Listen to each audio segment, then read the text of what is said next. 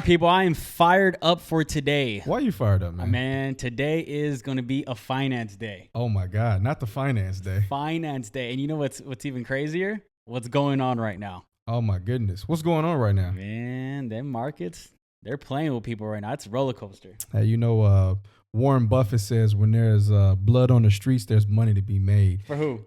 For everybody who is in the know of finance. And for you guys, the lucky thing for you is because you're subscribed to the Alpha Mentality podcast. By the way, I'm Otis Bird, and this is Mr. Jeff Nadal. We professionally do money. And, the concept is of money is a lot more simpler. Really quick, we've been doing what we've been doing for a combined over 13, 14 years, something like that. And what's been happening recent turn of events is if you turn on the news, right now you're listening to this is August of 2024, you know that the Dow Jones went down quite significantly. In fact, it was a historic drop in a day.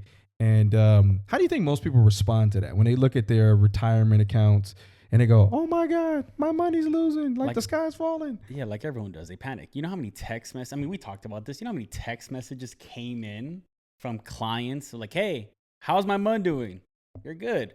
But other clients hitting us up, hey, I know we sat down a few months ago. It's time to revisit that conversation. Oh my God. So yeah, people panicking right now, man. So listen, we want to remove the panic for you. I don't know why we did this. This is like, here's the crazy part. We planned this before this happened. Oh, we did. And it's just so happened. And now when we film, we're like, yo, this is taking place now. It's so relevant. You know, they say a coincidence is God's way of remaining anonymous. Man. So this is going to be a pretty cool episode because if you're wondering, something's going on. So whether you are entry level into a position, whether you've been working someplace for the last, decade or two, or maybe you're just not that savvy. Maybe when you went to school, you actually paid attention to what was going to get you to become successful in your career, minus the financial literacy part. Today we got you covered on the Alpha Podcast. What you think about that, partner? Man, you guys can title this "Money Made Simple" because that's what we're about to do for you guys. We're gonna make this super, super simple. Man, we about to do the Johnny Manziel money dance here today, right? How did he do like this, or what was it like? He did. Okay, cool. So let's jump right into it, man, because there's a lot of things that people are going to consider sky is falling mode, but if you listen to this podcast, you listen to this conversation, all we want you to do is like, subscribe, share, because I can guarantee you, by the way, this is 10 years of personal practice. I can guarantee you this will help you. So send this to your family members.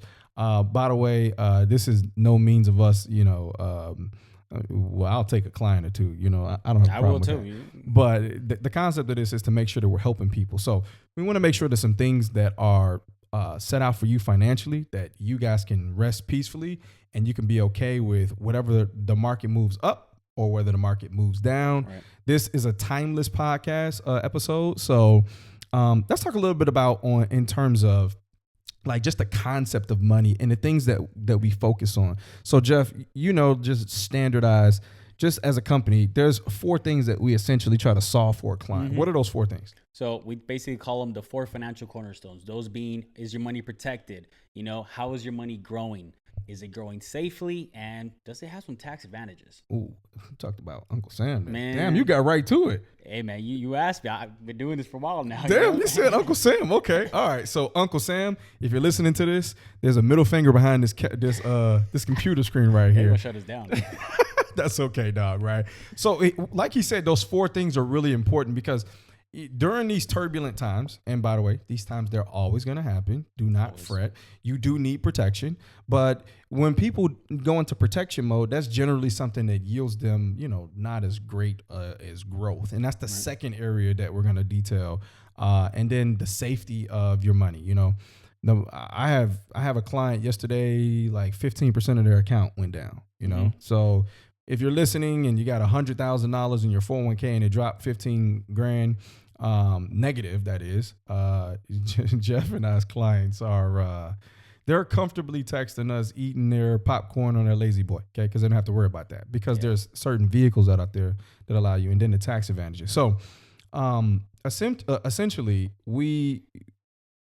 we bring a lot of clarity to the marketplace through a lot of different companies. You would agree? Absolutely. Absolutely. Right. So you name a company, we can't name them because, of license purposes and things like that. But essentially, we represent about 200 companies. And we do that through the means of just education. So with the education, there's some things that are consistent with protection and growth and the Uncle Sam conversation that you said earlier, right? So what are one of the first areas that you will focus on in terms of when you're talking about options for people and their money, or maybe just the education aspect of it? I mean, I love educating people on the whole money concept because I was a teacher. I always sit down with people and I always tell them, like, it's ironic that I went from, teaching kids about the War of 1812 to now teaching adults about finance. Like, life changed real fast. But, one of the conversations I realized while teaching finance now is that you're not really taught this in school. So I sit down with people that got, some finance degrees. They make a lot of money, some doctors, some lawyers, and I'll ask them the simple question: hey, have you ever heard of the rule of 72? And they'll be like, no, what's that? So, Otis, you want to break down the rule of 72 for the people? Man, you want to feed them today, don't you? They're going to get some knowledge today. So the rule of 72 is just a concept of, let me keep this in layman's terms. How often your money doubles, it is dictated by this rule. So it's very simply put, whatever interest that your money is earning, you take that, you divide it by the number 72, and then that will tell you how often your money is going to double. Let me ask you a question, because I know someone's probably going to have that question in the crowd. Can you use this to calculate debt as well? How quickly your debt's going to double? Absolutely. It can be used both ways. It can be used to determine when your money's going to double, and it can be used for things like credit cards, home loans. So the banks, they get the benefit of this part right here, right? So that's a great question. So what you want to do is that you want to take, people right now are getting, 4 or 5% inside of an account, right? Mm-hmm. So that's like a CD or like a high yield savings account, right? Yeah. So you take, what's the math on that? 72 divided by 4 is 18 years. 18 years. Mm-hmm. So that essentially means that it's going to take your money, if you have an account that earns 4%, it's going to take it 18 years to double. Fired up. You fired up about that? It wouldn't last my wife. But here's the crazier part. I sit down with clients and tell me, I got a CD. I'm like, hey man, what's the interest rate on that bad boy? Oh, about 4 point something. It's going to take about, how do you know that? Can we break down the rule of 72? And because, what's crazy is that when they sit down at the bank, whoever's opening these accounts for them, no one explains this to them. They don't teach them that. The bankers don't know this stuff. Absolutely not. So I think the funnier part is, once our clients know it, now they're able to actually judge, is this account worth my while? That's good. So I want to add one of my one-liners of: men lie, women lie, numbers don't. And if you're listening to this, numbers are facts and they're absolute. And what this rule is that actually Albert Einstein, he says this is the eighth wonder of the world. Mm-hmm. So the rule of 72 is important, right? So that's a really important factor when you consider, like options and how your money can double. And again, very simple, 72 divided by whatever that interest rate is will tell you exactly how your money's going to double, as long as it stays fixed, okay, for the most part, or you can just use it as an average. So that's important, right? What are some other concepts when talking about growing money? Mm-hmm. What are some other concepts that the audience needs to know, like right now? So they're like, oh my God, I'm like in negative whatever percent. By the way, rule of 72 works, right? Right. What are some other concepts that are essential for people to understand when it comes to, growing their money, or just understanding just various ways on options for money? Well, let's sit on one of the concepts you just said. You just mentioned fixed, right? The account is fixed. Well, there's pretty much 3 ways money can grow. That's either going to grow at a fixed rate, it's going to grow at a variable rate, or it's going to grow at an index, right? Index type strategy. So let's kind of break down those 3 for the people, and I'll start off. Let's just talk about fixed. This is the one that most people are pretty accustomed to because they think about a mortgage, right? Their mortgage is a fixed rate at 3%. If you got it during that COVID time, and fired up for you. But if you're getting interest rates right now, you're probably not that happy. So, I mean, that's the fixed rate. You want to elaborate a little bit more on that one? So fixed is like you said, it's like a CD. Those are just some things, CDs, low interest earning accounts. Essentially, if you're trying to grow money long term, and what most people don't realize is this is where bulk of money in America is. We consider this in the industry going broke safely. Yeah. So very low interest earning environment. And the reason why we say that, with all of the jokes aside, is because you have to beat inflation. Inflation is naturally like 3%, right? Naturally. But if you're not beating that because you have an account that's performing at 1%, I mean, let's just do the math. 3 is greater than 1. right? So inflation with, you know, the increase of goods just getting more expensive over time.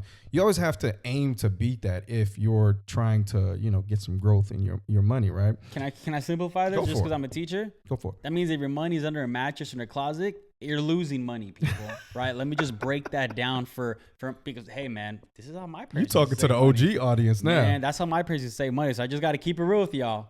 It's not working. I like that. In fact, to carry that topic on, that's the first way. The second way is where most people are losing their money, which is variable. So that's, you know, your traditional ways in which you retire. That's your IRA. By the way, we're not demeaning an IRA or 401k or your 457 or TSP, whatever you're listening to, is considered a tax deferred account. So these accounts, they grow up and down with the market, right? There's a lot of opportunity for growth, but there's also a lot of opportunity for what? Downside. Oh, yeah. So the downside is directly tied to the market. So let's explain this in layman's terms. Most of us that are listening to this right now, you're going, dude, I have a 401k because when I got with my job, my employer said it matched. That's great. Right. You have that, right? However, that is a risk account, a risk adverse account, because you're directly tied to the good of the market and also the bad. So yesterday, what happened, just this past Monday, if you listen to this, we're recording this August 6th, 2024, the market went down, right? So when the market went down, people were losing money. A lot, yeah. What's the significance? Here's a question that I have for you. So the market goes down and then people, they lose money, and then it takes them however long it takes for them to get back to, you know, again, let's use that 100,000. They lost 15,000, and then they get fired up when their money goes back to 100,000, right? Talk to the audience on why do we drive this point of you're just recovering losses? Yeah. Like, what does that mean to the general person that's just first hearing this and they're going, wait, but I got my account value back. What does that mean? Here's how I explain it to my clients. I give them the example of like COVID time, right?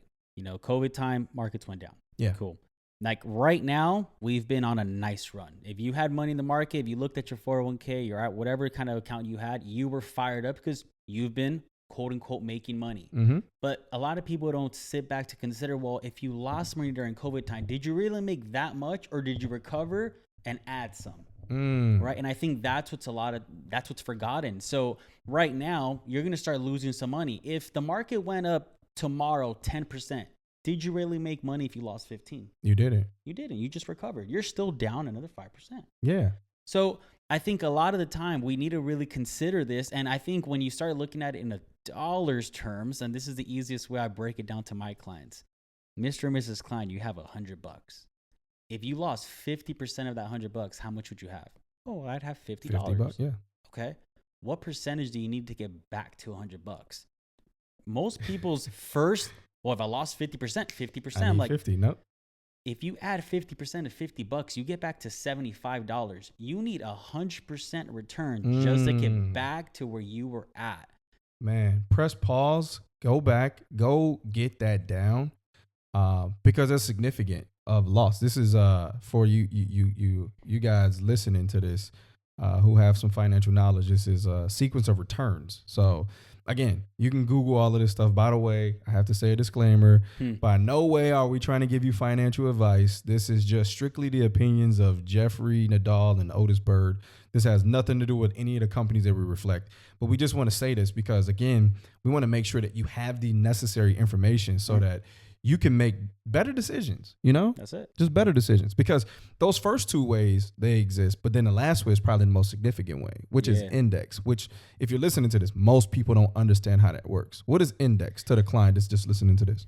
Layman's terms, market goes up, you're going to make some money in that account. Market goes down, you keep all your gains. That's as simple as you can explain it to someone. Wait a minute. So you saying I can get, and I'm just acting like the audience member right now, right? You're acting like our clients. Wait a minute. How does that work? That sounds too good to be true. How does index actually work? You mean I can get up all of the upside growth but no downside loss? What does that mean? That is correct. That's exactly how it works, right? Like usually, so I mean, we got to actually look at what kind of index account we're getting in details of it. But yes, like essentially that's exactly how it works. But you know what's crazy is that most people don't understand that this exists, right? Because most employer accounts do not offer this. I'll even drive it a step further. There's a system of how money works. And I'll state this so that we can all understand this. Did you know that there's a reason why the rich get rich and there's the reason why the poor get poor? Now, by no means am I calling anybody poor or anybody rich. I'm just presenting what is obvious to most of us who deal with money on a day in, day out basis, right? So Sounds like you're talking about the tax system. now you just look. Hey, The taxes, man, I really want to stay away from it. But, since you go there, we do have to talk about taxes and the impact of it, right? Absolutely. So there's 3 ways that you get taxed here in the United States of America. Mm-hmm. So if you're listening to this, we got a big audience in Germany. Shout out to you guys. For real. Shout out to Germany. Hey, man. Germany, right? Hey, they're going to come number 2 in the Olympics too, by the way, right? We want you guys to be number 1. Come beat the U.S. crowd that's listening in. By the way, shout out to all you guys subscribe, right? So make sure if you're listening to this and this is good, click the notification, how they say it, in the bell notification and the icon or whatever, right? We'll put it right here. We're really not going to do all that. Yeah, we'll put it right here. No, I'm just kidding. So back to the taxes. So taxes are inevitable, right? Mm-hmm. There's a tax system for the informed and there's one for the uninformed. Preach. Which side do you think most people, when you came here and this was new to you, which side did you think most people were on? Oh, uninformed. Okay. Absolutely. I mean, but do we really think that's a secret? Yeah, that's a good point. Like, I want you to really sit back and think about it. You may not know anything about taxes, but even you listening have heard, how do the rich not pay taxes? Everyone's heard that. Everyone's heard that, but they've always wondered how, but they've never actually done their research or sat down with someone to help them figure out, so how can I do that? How can I take advantage of it? So first of all, you have to understand that there's 3 ways you get taxed. There's tax now. That's all taxable income. Mm-hmm. Those are things like when you become employed by a position at a job, the job, you sign a document called a W-9. That's a tax form, which gives the government permission to tax you as a W-2 employee, which means you're going to get taxed before you even receive your money. If you don't believe me, look at your paycheck stub. There's a part that says gross pay, and then right underneath it says net pay. By the way, isn't that gross? So you have things in these items in this category to get taxed are your income. If you cash out, a mutual fund too early, CDs too early, these are all taxable. We should all at least be familiar with that. Yep. The second way is tax deferred, or also better known as tax later. Yep. So how does that account work? How does that tax system work there? Yeah. So, I mean, essentially, easiest way to explain it, this is how I explain to my clients. And I'm going to give you guys the details that I give my clients because I feel like it's the easiest way. We can make this simple, right? You walked into a bank, someone told, hey, I want to get a retirement account right now. I said, okay, Mr. and Mrs. Client, we got an account where you're going to front all the capital. Okay.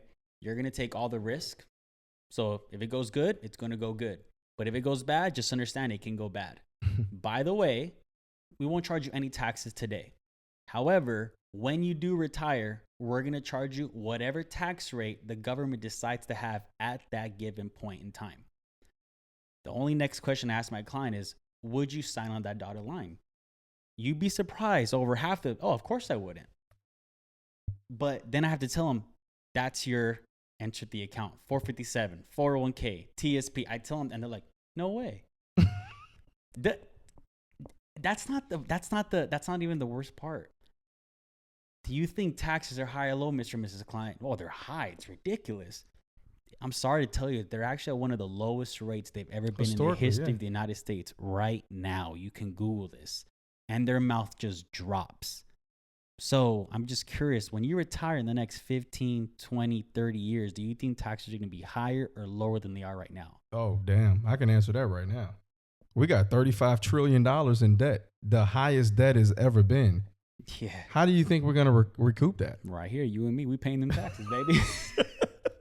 That's all tax deferred items that he's talking about. So you're delaying your tax date by saying, I give you permission, Uncle Sam, to tax me at a later date. Mm-hmm. And what we all can agree on is that taxes will probably increase in the future. So this is true because if you're listening to this right now and maybe 15, 20 years ago, you can just go back and just go do the math. Taxes were lower And you fast forward to now, taxes are a little bit higher. Yeah. So you consider these are taxed the first. So this is the second way you get taxed. The last way you get taxed are accounts, what you would call tax advantaged. Yeah. Some people say tax never. There's no such thing as tax never, but tax advantage is where you can advantage taxes because you essentially use after tax money to put it into the account. And when you grow that money, you don't have to worry about the taxes. What are some accounts to work like that? So before I give them that, you're listening to this right now and you're going, wait a minute. I don't like this tax thing. And I don't like this my money going down thing. I like that index, option. Or I need a little bit of the variable. But I do have a fixed account, right?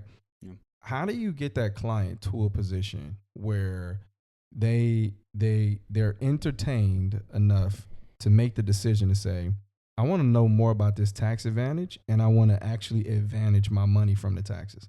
What items or vehicles exist in that account?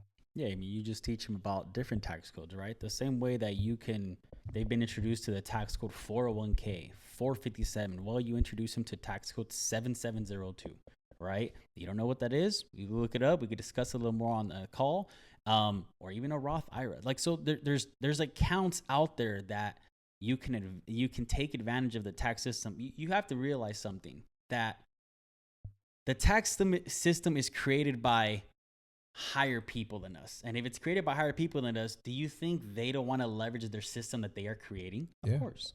So there's going to be advantages out there, but it's just up to you. Like Otis said at the very beginning, there's a system for the informed and the uninformed. And you have to really ask yourself, what side of the table do I stand on right now?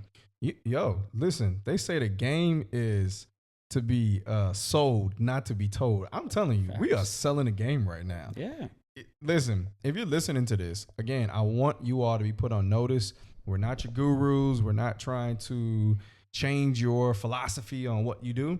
But what we do want to do is give you some ideas that you can work with within your household, because I don't think it's about how much money you make. I think it's about how much money you keep. And what goes into that is you reducing taxes, you reducing chances of loss, right? And then you increasing that bottom line by having greater growth opportunity. And if you don't know what that is, then I will flat out tell you, we do this for a day, like day in, day out.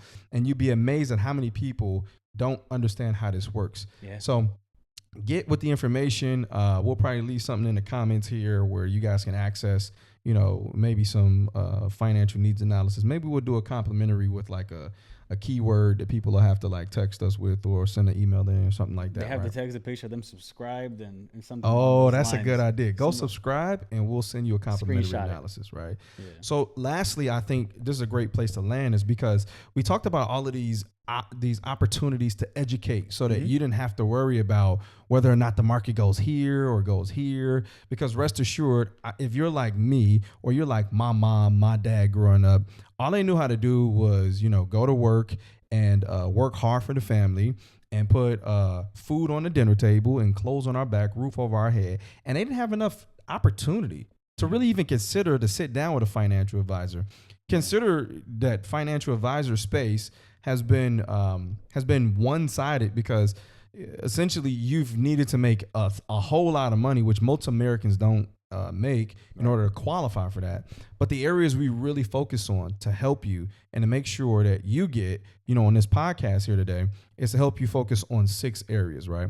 I'll let you introduce the first 3 and then I'll talk about the last 3. Yeah. First one that we really focus on whenever we sit down and kind of do analysis, we want to see the cash flow. And I think looking at someone's cash flow is very unique, because essentially we want to see how much is really going in, but how much is really going out. You can make a lot of money, but like Otis says, if you don't know how to manage that money coming in, essentially you are losing dollars every single day, and you may not even realize it. So when you do an analysis, you're able to better pinpoint, hey, is this expense really needed, or maybe can I cut it? And that's how we can help you increase your cash flow, right? The second thing we're going to do is we're going to look at the debt. Essentially, we want to make sure, hey, are you in control of debt, or is debt in control of you?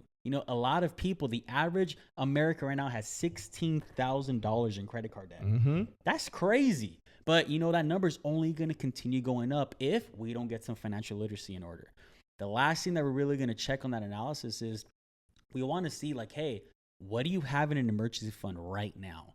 And, rule of thumb is, a lot of people will tell you, hey, you should have 3 months. We actually like to teach our clients, hey, let's have 6 months worth of income stashed away for that rainy day. Where do you have the money? Is it liquid? Is it actually earning you some interest, right? Because you never really know when an emergency can happen. And here's what's crazy. Most Americans, if they had a $500 emergency, they would be bankrupt. So true. So true. That's so true. That's so good, brother. I just, when I hear that stuff, that's just exciting to me.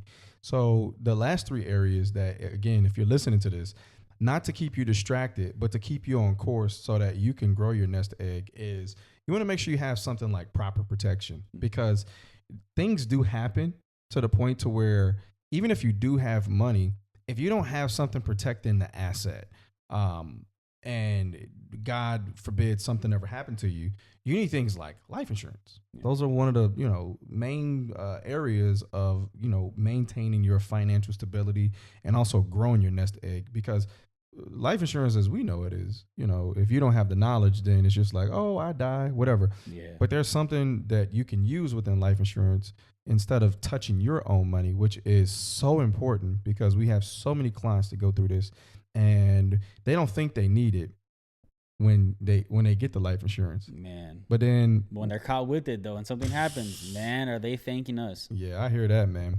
So the other 2 areas that we focus on is helping you build and maintain wealth. So you've been growing that egg. We want to make sure we get you to retirement, make sure you know what a financial independence number is. And then lastly, we want to start introducing the concept of real generational wealth by introducing things like wills and trusts, and just making sure that your wealth and everything that we talked about is secured and is preserved. Because, there's a concept between 2 families in America that have been very wealthy. One is the Rockefellers, we all know them, and then the other was the Vanderbilt family. And the Vanderbilt family was great, and you may even know them, but they're not as known as Rockefeller, because Rockefeller created something called a dynasty trust that just lasted like 100, 200 years, and even beyond that now. And they're known because they created a trust. However, the Vanderbilts didn't, and within 3 generations, by the way, is 20 years, that money was gone. Okay, because they did not strategically design it. So if you're listening to this right now, I'll get ready to land the plane and state this. We're going to be, the capacity we work in is we're spotters, like at the gym. We don't do the work for you. You have to do the work. What we do is that we guide you. Okay. We want to make sure that you have this necessary information, because we got a ton of listeners on all platforms. And I just only felt like that it would be selfish for us not to share this information in a way where people are suffering right now. Yeah. God forbid you try to retire in the year 2024. I just had a client like that. Yeah. And she just contacted me, and thank God she contacted me last week. If she didn't, dude, she would have lost 15, 20% of her money. Yeah. She would have to stay in the marketplace a little bit longer, Yeah. So I hope that this has been an informative and educational opportunity here with us today, because, man, the harvest is plentiful, but the laborers are few. Laborers meaning us, out here attracting and helping people in this capacity. So I'll pass it back on over to you, man, to land the plane officially here. I'm going to land the plane by giving you guys a little gift.